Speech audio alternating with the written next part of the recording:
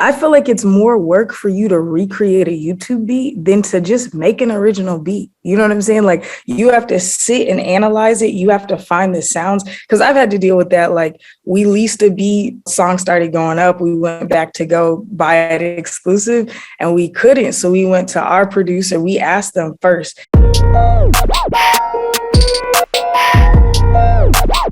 I usually complain when somebody wants a birthday week, but since we've been going through a little bit of trauma, I wasn't gonna give you shit about it. I only let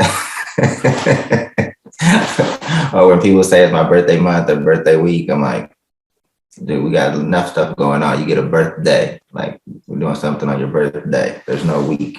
All right. Well, I'll stop by tomorrow, and you can make me some food, and maybe there will be a healthy birthday cake there for me. I don't know what that would involve. All right, peace. What's going down is DJ Payne 1, joined by Dame Ritter and Aaron Knight, and this is the Music Entrepreneur Club podcast, and our official free music business mentorship program is live twice a week, Mondays and Thursdays, 3 p.m. and www.beatstars.live. So tune into that. How's everyone feeling this morning? Feeling good. I'm feeling good. Glad we're doing this an hour later this time. But yeah, can't complain about this. We got episode 4 of the 1 Week Notice documentary dropped on Monday. The second single, Menace to Society, dropped the same day. We'll have a couple more singles before the album comes out. But yeah, I'm feeling good about things. How about yourself, Aaron? I'm doing good. We have an event this week. By the time this podcast comes out, the event will already have passed, but I'm excited about that. Business partner will be in town recording lots of content. So I'm feeling good. And it's an hour later. So I know y'all are way more awake because y'all are earlier than me, but I usually don't talk before a certain time. So now I've been up and talking and moving for hours. So I'm feeling great. Nice. And you're actually excited to make content. If you could bottle that up, I would sell it to all creatives.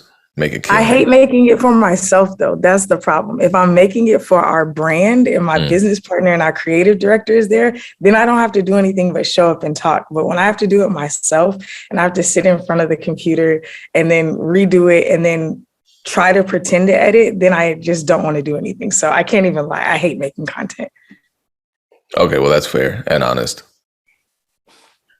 Yeah, it takes reps. I mean, to get to a point where your content comes out quick, or maybe there are some people that do it fast from the jump. But yeah, I mean, I've gotten a lot quicker when I do make individual videos, but I'm still a few takes, sometimes quite a few takes on some things. So yeah, even with the reps though, like if we want to use the exercise metaphor, I'm still running every other day a few miles, and it's like some days it's just tough. Same with content. I'm on a schedule.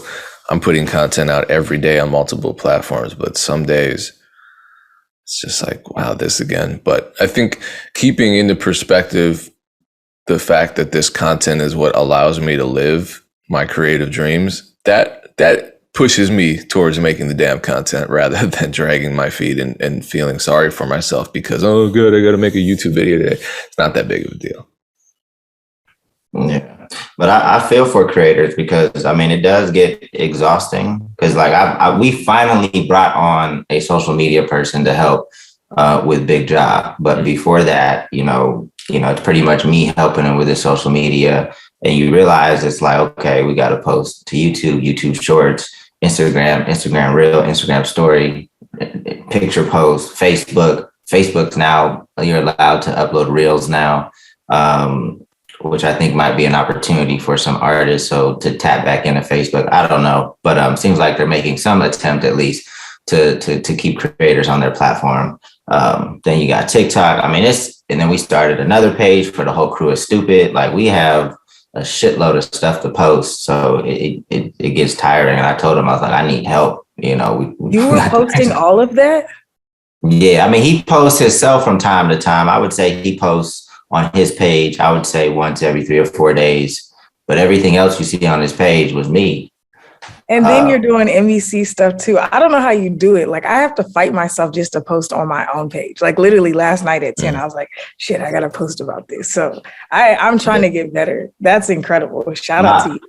my page is the one that suffers the most. Like if you go to my page, it's probably like a post once every week, if that. But it's the other page, and then I got the 1 week notice pages. Like that's all me.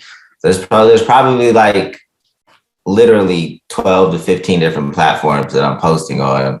And I was just like, man, I need some help. And she's not even covering all, like she's just coming in to cover, I think 3 of the platforms. So it's still going to be a lot of work, but at least, a little bit of help. But yeah, you basically do the work of a one person team as a creative. I mean, when you think about, then this is why I think you have very low tolerance for complaining out of the mouths of creatives who are like, oh, I got to make music and I got to do social media, because you may not make music, but you're making music happen and you're running the content and managing it and all this other stuff. So I am publicly defending Dame. I think we should change it from blame Dame to defend Dame, at least, every now and then.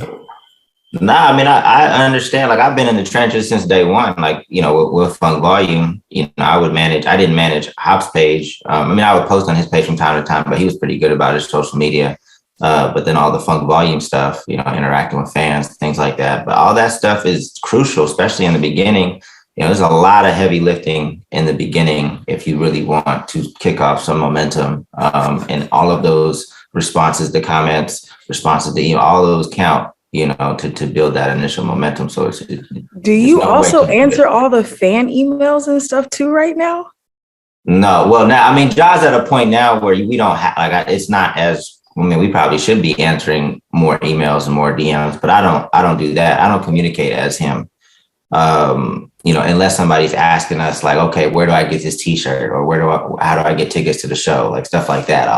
And you out here working. That's why I don't do the social media. It's because I still answer all of the emails from everybody's account.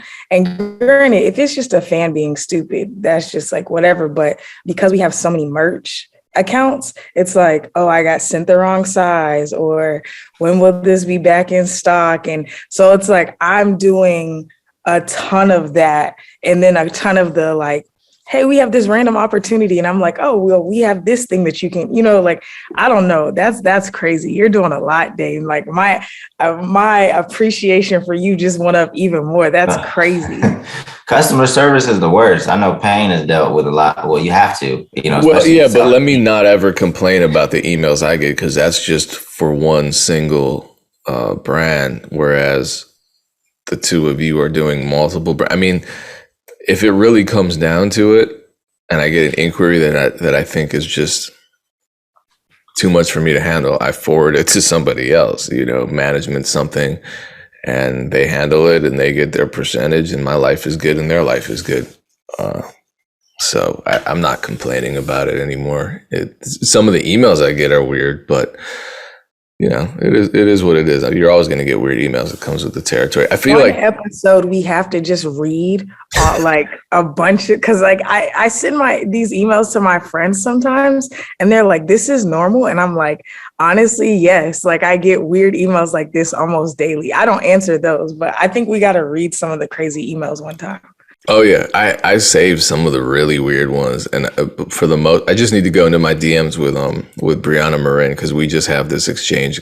Maybe this is a secret I shouldn't talk about, but we definitely get some weird ones. And her being a woman in music, she gets really weird ones, because there's always that extra element. Like no one, I shouldn't say no one, but almost no one has this kind of weird sexual stalkerish undertones when they send me an email. It's usually just nuts, but with her, it's generally maybe a combination. So yeah, I feel like they don't realize how twisted the world is until they read a woman's DMs. Because like I really feel like I'll tell people, I'm like, no, I just say stuff and guys are like, no, it can't be that bad, and I'm like, just go look at your girlfriend's DMs. Like I can't even, like mine are a combination of like crazy music ones and very odd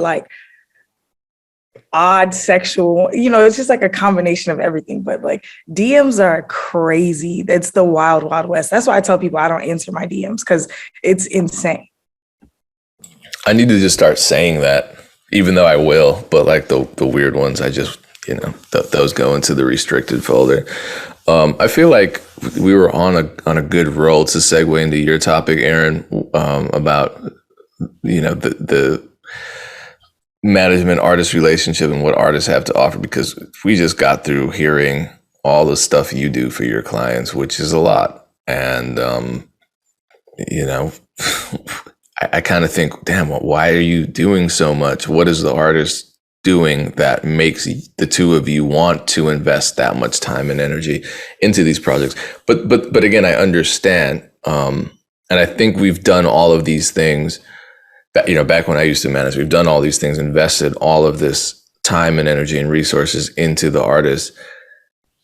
And I think all of us, the difference between the three of us is that I got burned and I quit. And the two of you got burned and you just got smarter and refined your practices. And now you're still managing artists. Or dumber. I don't know. However you want to look at it. Well, the fact that I'm right there with you. I'm giving you the benefit of the doubt here. Yeah. So Aaron, where did you want to go with this? Because I'll probably I don't want to just go on a rant, but when for this, I think you obviously were wanting to talk about like artists and the value that they bring to the table and getting them to think about that before, or in addition to, how management is compensated, we have to talk about like both sides. Yeah. Okay. My favorite word in the English language is reciprocity. Like, I think that everything should be reciprocal. There should always be a give and take. And reciprocity doesn't mean like you have to give to the same capacity, because naturally I'm a giver and I'm good at giving and I look for ways to give. But I feel like your sacrifice should feel similar. And so when artists are like, or producers or anything, they're like, yo, like work with me. I'm like, cool, what can you bring to the table? Like my DMs are full of rappers and producers like, I'm the future of music.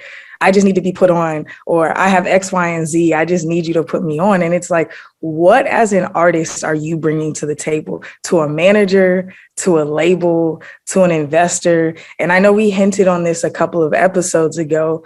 And I was just talking about, like, if you don't walk into the room knowing that you're the value, you'll always be taken advantage of. So I don't understand why people feel like in anything but the music business, they don't have to have a value proposition, right? Like they don't have to have something that requires an exchange from the other side. They're just like, I'm talented, therefore work with me. So I want to know what artists feel like they offer. I don't understand. I think that's something too, as a young manager, where I was foolish. I was just excited about somebody's talent and I just threw everything into it. And even for me now, that's like I'm with Dame, you said, we may just be getting dumber. I don't know why I'm still in this business, but I've really started pulling back from the management side and started diversifying my music portfolio, started realizing where I'm really actually making money and spending less effort. But it's, if you have somebody as talented as one of us who's willing to champion for you, what are you willing to bring? And then even if you don't, in your circle, whoever your music business person is, or the entity that you're trying to impress, aside from just talent or good music or skills, what are you bringing to the table? And I think too many artists don't think about that. And that's why they haven't moved in their career. They're waiting for somebody to notice them and put them on, instead of creating value and then attracting the people that they need. Well, and then the crazy thing is, if someone does come along and put them on, they're not going to stay on if they get there, because they don't have that value and they don't have that vision and they don't have that perspective. I think you're absolutely right, because it's not just about being an artist and saying, I have this much talent to offer a manager. It's about what you have to offer your fans as well, what you have to offer the world, what you have to offer other brands for partnerships.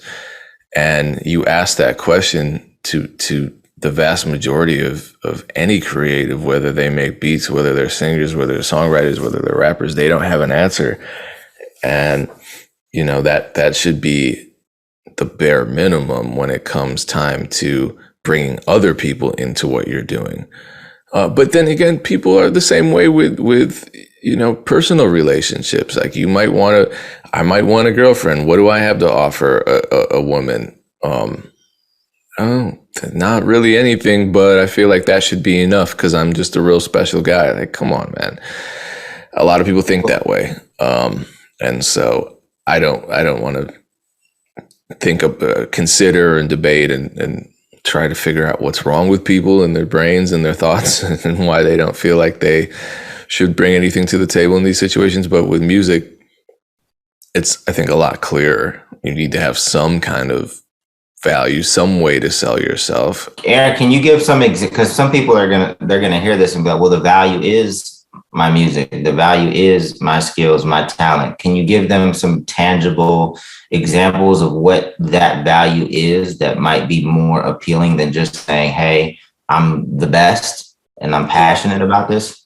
Yes. And I can tell, I'll say why the music in the talent is not the value is because the radio and the charts every year prove that talent doesn't equal the best, right? Like there's plenty of like bullshit singles that go to the top of the charts. There's plenty of terrible music, especially on Atlanta radio, because if you know the right people, like they say, music business is like 90% business and 10% music. So I can throw a rock and hit a talented artist in Atlanta. There's homeless people that I know can out-rap most of the guys on the radio.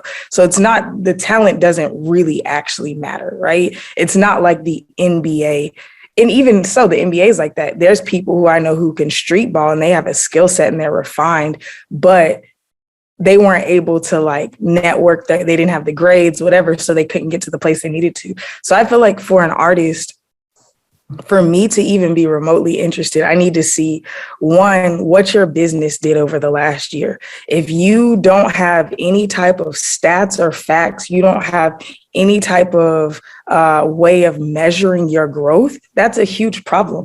You want me to spend my time on your hobby? I do this for a living. Like, there's no way. So if you don't know not just how much money you made, like this is the percentage of growth I've seen from my fans. Here's where my engagement has gone up. Here's where the price of my beats have gone up, or the sell of my beats have gone up from this price range. Here's how many products I produce. Like if you look at somebody like Payne, it's like he produces songs for people, but he also makes beat packs and he also does loops. And these are all of the products and things that he has to bring to market. A lot of times, like I talked to a producer recently who connected with me via MEC, and he was like, well, I've got almost 1,000 songs on my hard drive. And I said, okay, how many have you released? And he's like, oh, like 3 over the last couple of years.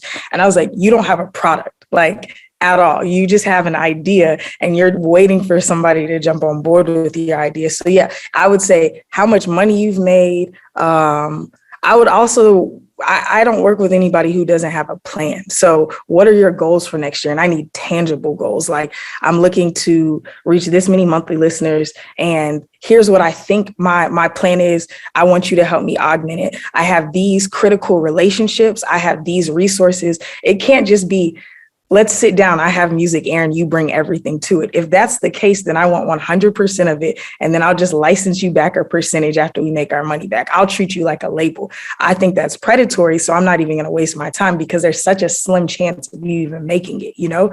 So I think there's a lot of things to consider, but it's like, what has your business done in the last year? What are your plans and goals for the future? And what are the things that you can bring to that to add value? Aaron, I really want to... My bad. No, my bad, Payne. Just real quick. Well, if you said that is the bar, you ain't working with no more artists, because I ain't never heard an artist present themselves in that way. Although they should, and hopefully after listening to the MEC and this conversation, they'll learn how to present themselves and to show how they have value. But I've never seen an artist. But isn't that crazy though? Because it's like, that's like business 101. If I am looking for an investor, if I'm looking for any type of strategic partnership, even a mentor, I have to come in and say, this is what I have. This is what I've done. This is what I want to do. Music is the only place where we've let people get away with highway robbery. And I feel like for me, if an artist doesn't do that, that's the first questions I'm asking. And even when I do consultations, I'm like, what have you done in the last year? What are your plans? So I get that people don't think that way, but that's also why like less than 1% of all musicians worldwide make a living off of their music, because people do not think in that manner. Yeah.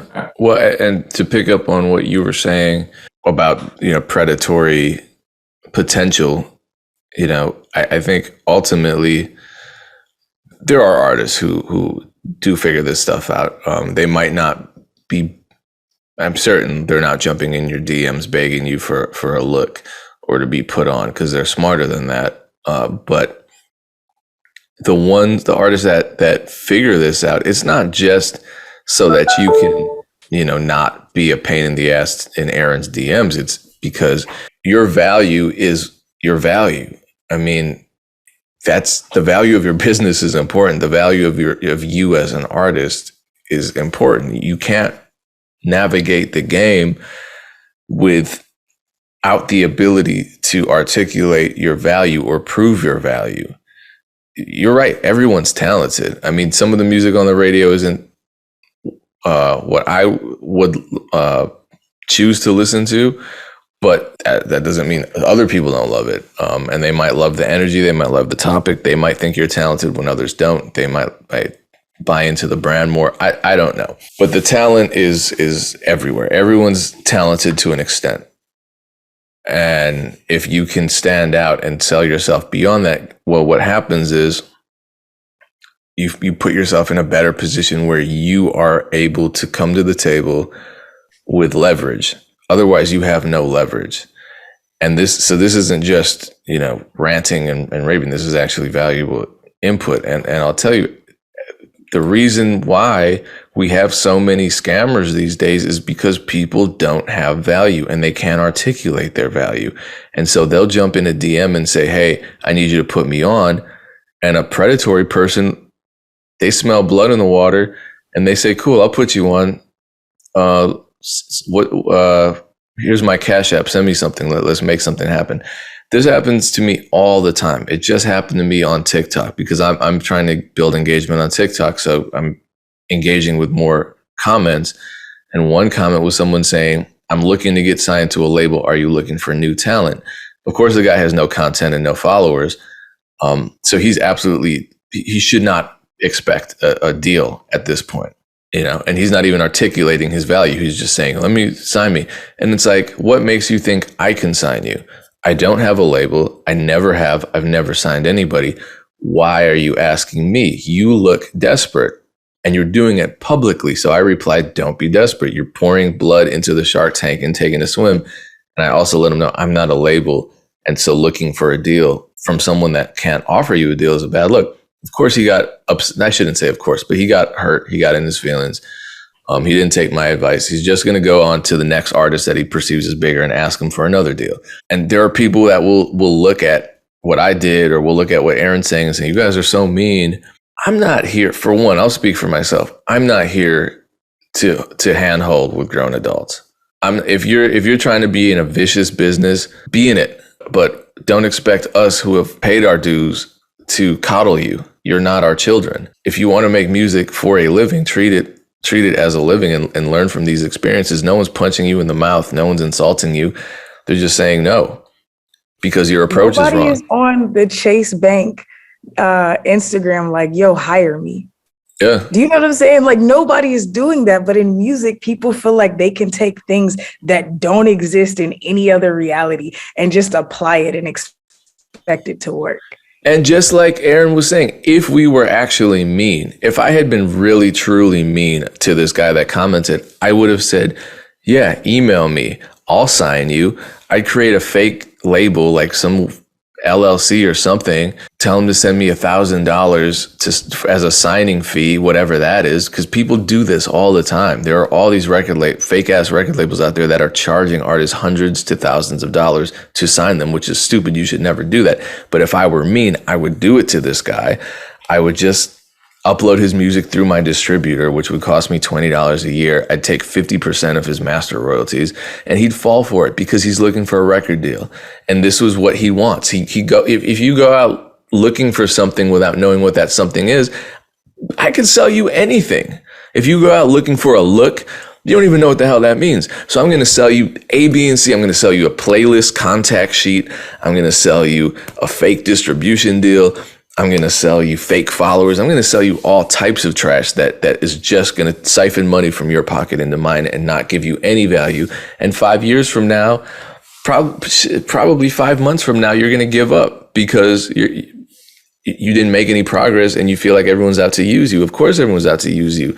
You're putting a target on your back. You're telling people, I don't know what I'm doing. I have no direction. I have no value to bring to the table. Take advantage of me. Yeah, well, you just painted the deepest, darkest picture of the music industry, and I guess that it does happen from time to time. But the one thing, Aaron, I disagree with you on this. Like, I believe that there is more talent, even at the major label. Like the artists, typically, especially the artists that continue to thrive after 2 or 3 years. Like I believe that those artists are super talented. I believe that and labels develop some, obviously the top of the top. I mean, I don't see too many, Big Sean's just running around or Kendrick's just running around and they might. That you led with Big Sean, because I feel like if he were to come out with no budget, nobody would pay him any mind. He's one of my number one people that I'm just like, I don't get it. He's underrated. I think he's super underrated. I'm with you, Dame, and I like him as a person. And I'm not talking about just like a one-off video or a one-off song. Like these people have proven to put out, and granted they have help. They have, A&R now, I don't know who's helping who, at that level or whatever, but to put out songs at that quality consistently, I'm not seeing too much. There's a few artists that I know on the independent level or cats that haven't made it that are putting out quality music. But when you're talking about the top of the top, there's not too many J. Cole's running around. There's not Kendrick. Like I'll push back a little bit on the talent piece. My point of that is that like talent is such a like fickle thing. Do you know what I'm saying? Like you guys like Big Sean, and I'm like, if he was independent, I don't think anybody would think anything of him.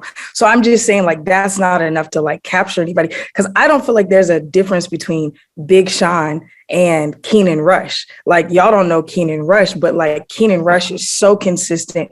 He's a phenomenal artist. He just doesn't have the budget. So he works a full-time job at a label, produces all his own content, and he's an artist. So it's like, this dude is dope. And I think that the talent is not what's lacking. Do you know what I'm saying? So like, that's why I feel like if artists are like, well, I'm talented, it's like, that's not what's lacking. It's a lot more things that are lacking than just the talent. So as a business, like, what do you have to offer aside from, it's like, if you make burgers and you're trying to set up next to McDonald's, like, and you want a successful business, what's the difference? That's like, the thing that I gave about the Starbucks, the smoke and sip, whatever, like you have to differentiate yourself. So, but I feel you. I just think that talent is so like, I think that Smino is better than everybody who's on the radio currently, but like also a lot of doing well though. But he's doing well. And I think he's probably making more money than a lot of people on the radio because he's back independent. But I'm saying, like, again, that's my point, is that the radio to me doesn't highlight the fact that these people are the best at music. It's just another measuring stick. Right. No, I got you. True. I got you. So the one thing that I would like to say is, like, once somebody does like start helping you, you have to be committed to that help, right? Like there's been situations where, because nobody has the ability to just say, oh, I'm going to put you on. All right, I'm going to put you on tomorrow, right? It's still going to be a lot of work. It's still going to be a process. I mean, maybe Drake could do it. Maybe there's a few people. So please don't jump in the comments being like, well, if Drake signed me, he put me on. But because I've tried to help people out, and, a big thing for me is structure. And I need at least a weekly call, and I need you to show up to a weekly call, same time, same day, every week. And there's been a few people that I've tried to help out where after a month, after 2 months, there's starting to be excuses of why they can't jump on the weekly call. And then there's just little simple, things that I think are simple. They start falling short of the commitment, but they don't see how these weekly calls help me, have structure about my day so that I can continue to send the emails on your behalf, try to track down the people on your behalf, and nothing's going to happen overnight. So when people don't see that after 3 months, things aren't moving the way they thought they would move, now they start not showing up on the calls. But that's what it starts with. That structure is what it starts with. Because if you don't show up on the calls, then that lets me know that you're not fully committed to what we're trying to do. And I got a billion other things to do. So why am I going to prioritize this? And my commitment starts to wane. So it's after you commit to that person, you have to, no matter what it is, if you want a manager, a PR, you have to give them what they need to do their job before you tell them that they're not doing their job. And I see that time and time again, no matter whatever, if you decide to bring somebody new onto your team, you need to give them every resource, your attention, everything they need to do their job to see if it's somebody that can add value. And give it to yourself first and foremost too, please. Like you don't really care about your brand or your business if you can't show up. And I'm like, I don't believe that there's any exceptions to that, because imagine sitting down with a business person and them being like, here's what we're going to do. I just need you to do this one thing every week. And then I need you to walk away with the 2 pieces of homework I give you. We're going to do 80%. And that's the thing. That's again why I'm so against managers making 15 to 20%. I'm doing 80% of the work. Yes, you're making music. But if music is the motor of a car, I've built the entire car, the seats, I'm sitting in the driver's seat. Do you know what I'm saying? Like, I can find music anywhere. So I think that it's so important for people to show up. When people don't show up, when they don't communicate, it shows that you don't respect the people who are there caring about you and dealing with all of you don't know the war that they're fighting on your behalf. And so I'm with you, Dame. I think like the weekly calls, I have artists, even it's like bi-weekly, or because most of my artists, same thing, same time every week, we're getting on the phone. But occasionally it's like, okay, let's do bi-weekly. And people aren't showing up, I'm really quick to be like, well, that's fine. I'm just going to fade back. And then they start calling me like, yo, what's up? I'm like, I don't know. What's up? Let me know what you want to do. And they're like, oh, I'm like, yeah, you think I used to do that. I used to keep the car going.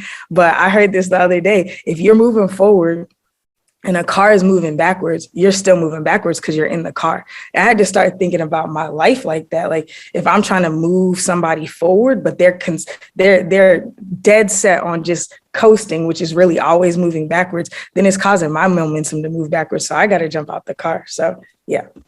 Yeah. Ultimately, you got to commit to the process, because it's still going to take a while.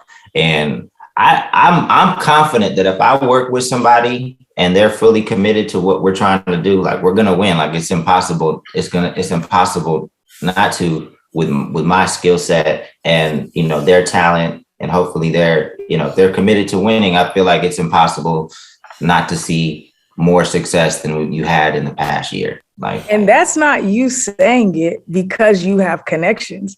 That's you're saying, I know that my determination and my zeal for this is going to work out. And that's another thing I have to tell people. I'm like, it's not my connections. I have so many artists. I can't use every connection for that artist, for each new artist. And then some people are too premature, but I'm with you. If I am in a room and I am working towards something, we're going to get there, or we're going to realize that's not where we want to go, and we're going to go somewhere else. And it's not because we're so connected. It's the mindset. Like if you know that you're going to go somewhere, you're going to go that place. It's only when you don't think you're going to go there that you won't go.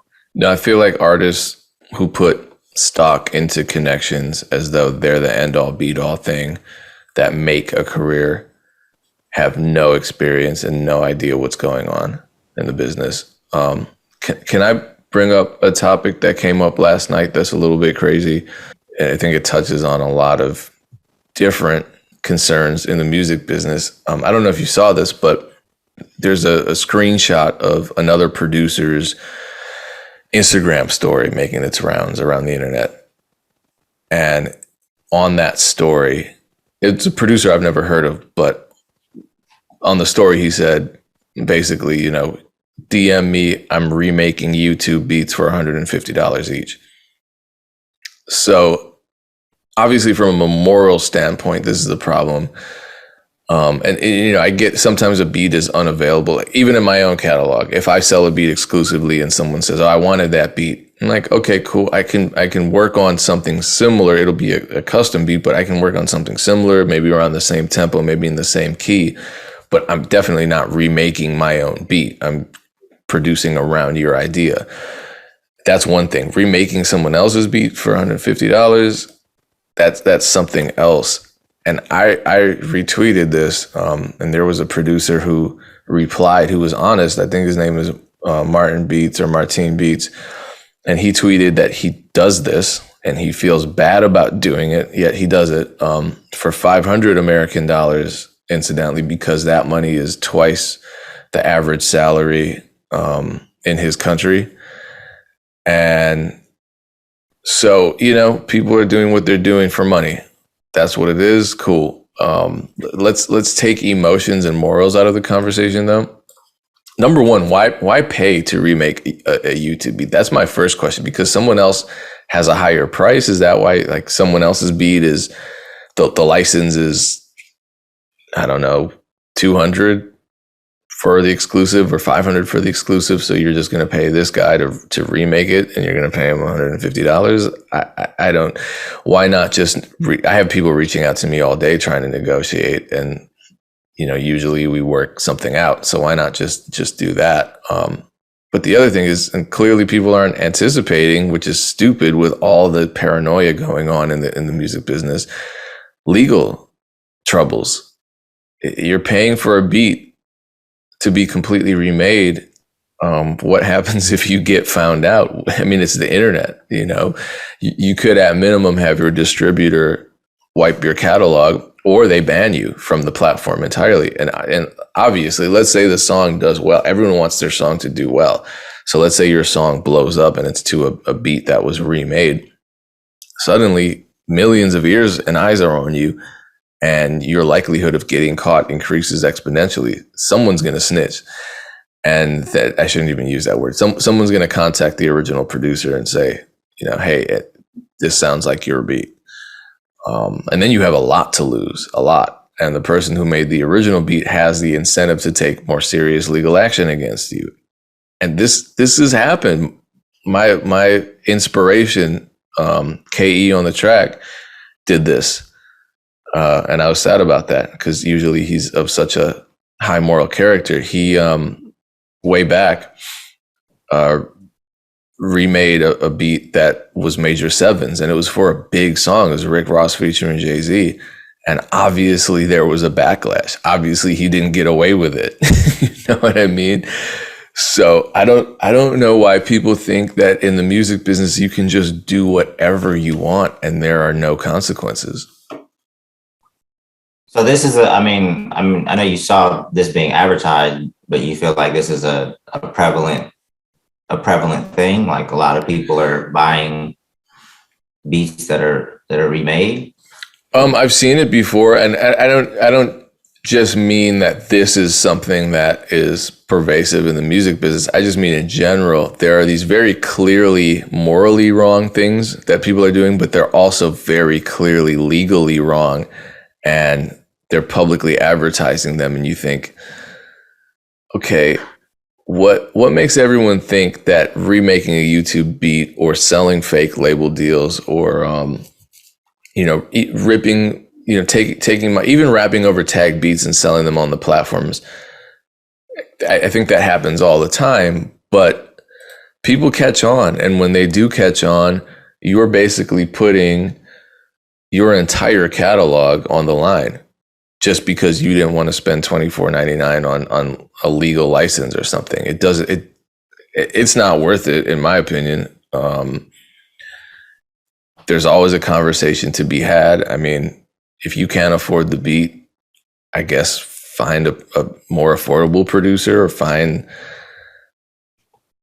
a dumber producer that'll just give you free beats. I don't know. I mean, people shouldn't have trouble finding beats these days. I mean, that are affordable. I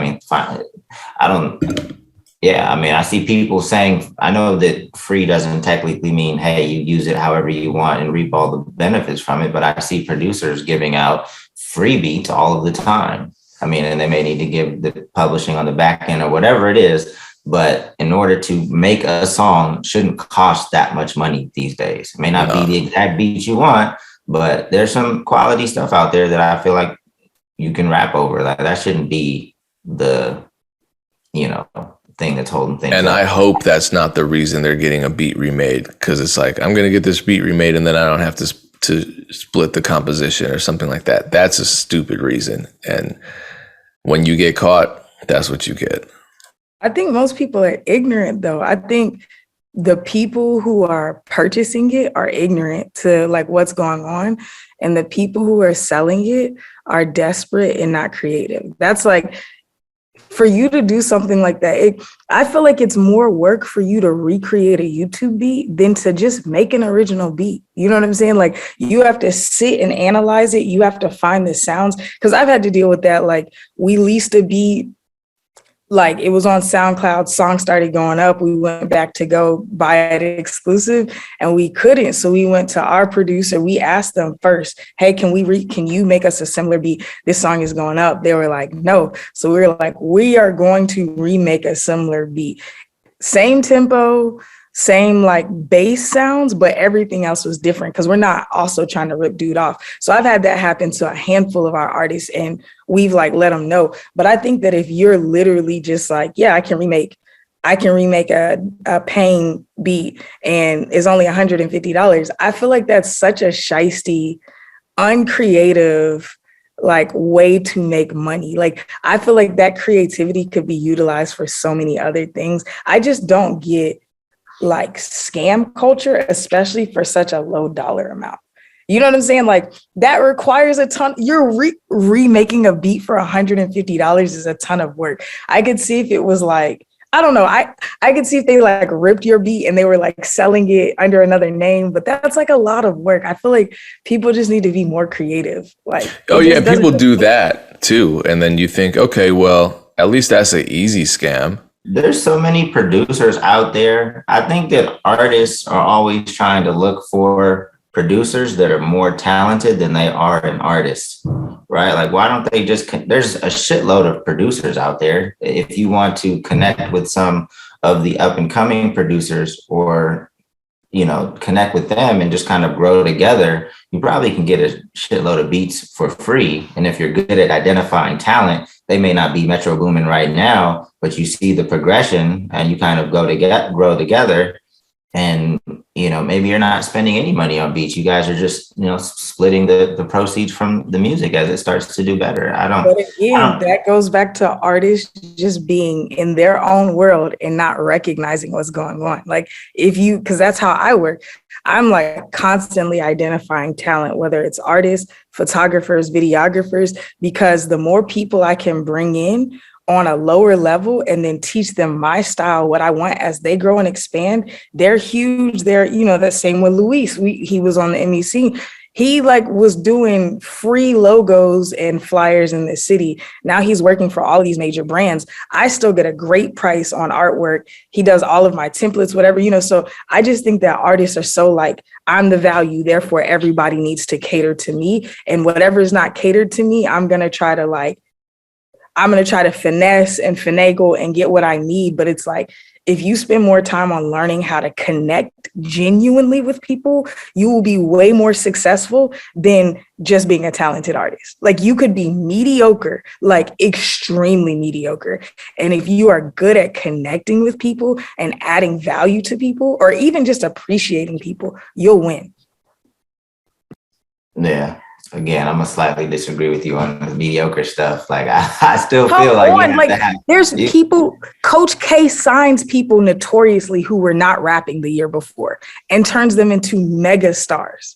You know what I'm saying? Like, it's like a farm system. Lil Baby's dope though.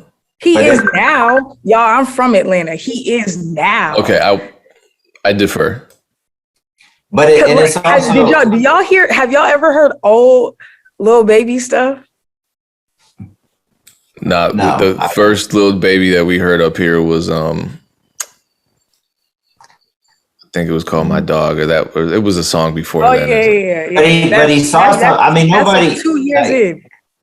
But he saw something in him in order to develop to who he is now. I mean, I think Coach probably has a talent in identifying something. But it's also, if an artist is extremely mediocre, like you're saying, they have something else that's going for them. They have some charisma, They have something, right? You can't just be just a me. I just refuse to believe that, and this is probably not what you're saying. You can't just be mediocre across the board and expect to win. I don't know no artists like that. No, right.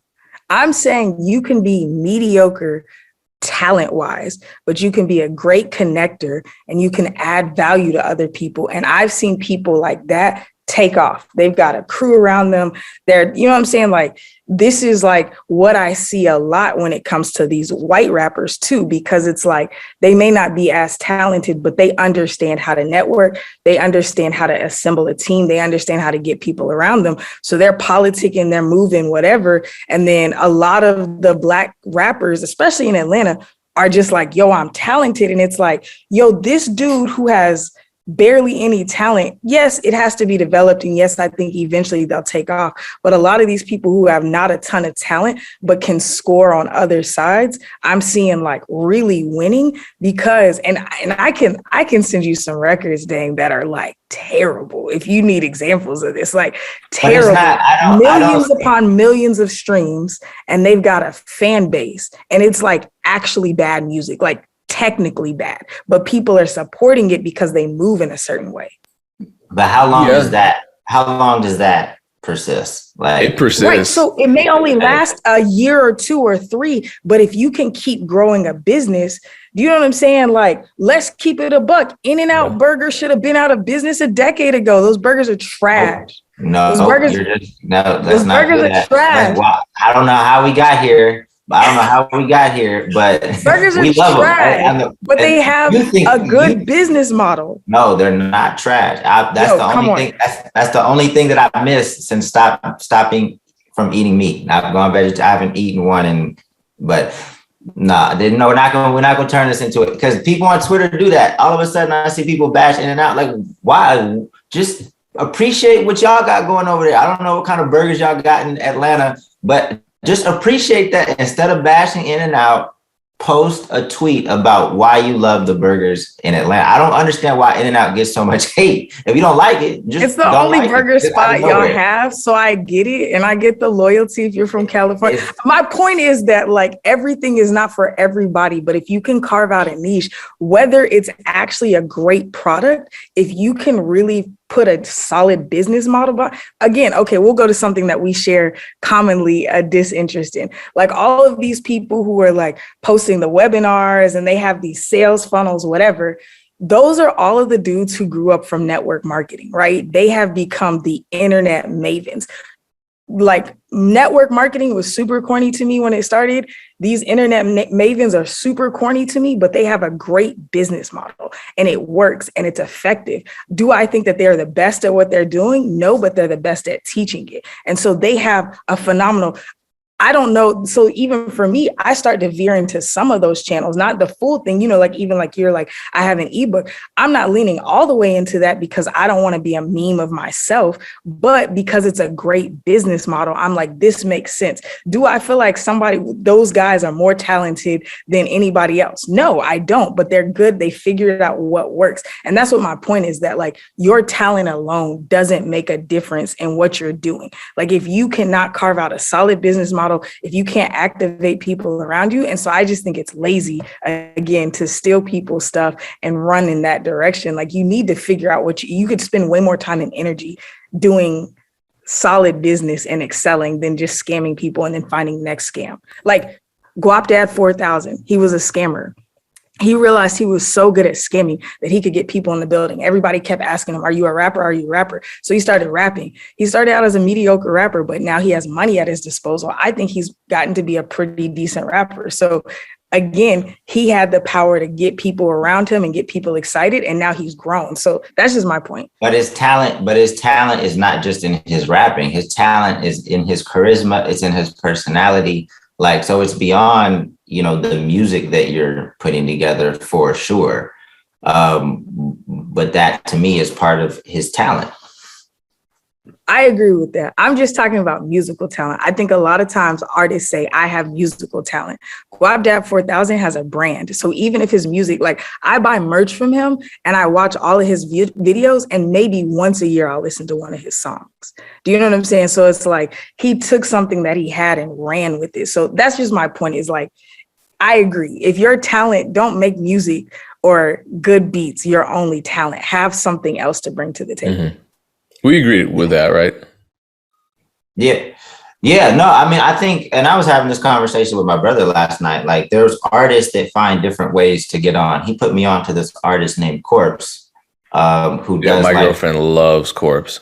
But then I did just a brief research on how he got to where he's at, because I saw that he has 4 million monthly Spotify listeners. Yeah. And apparently he started by just telling horror stories on YouTube. And then I went to his YouTube page and he has like 8 million subscribers on YouTube. So all he was doing was telling horror stories. Then he built a platform for himself and then decided to rap. And he's not the best technical rapper either. No, but he built he's got 8 million YouTube followers. So if you have 8 million YouTube followers, you can probably parlay that into anything else you want to do, whether it's music, whether you want to sell a goth cookbook, whatever you want to do, we're gonna rock with you because you built a hell of a community. But I thought that was dope because there's a lot of different routes to take. But yeah. Well, let's end on a note of agreement. We always make peace at the end of these episodes. So you definitely want to join us for our live sessions Mondays and Thursdays at 3 p.m. and be a part of that piece. Dame, how do they get alerted every time we go live? All you need to do is text MEC to 844-206-7800. You'll get a text right before we go live. We got some dope sessions coming up. They're free. Tap in with us. Cool. Once again, appreciate all of you tuning in. We'll be back same time, same place for the MEC podcast twice a week, also on beatstars.live, 3 p.m. Eastern Standard Time, Mondays and Thursdays. Catch you then. Peace.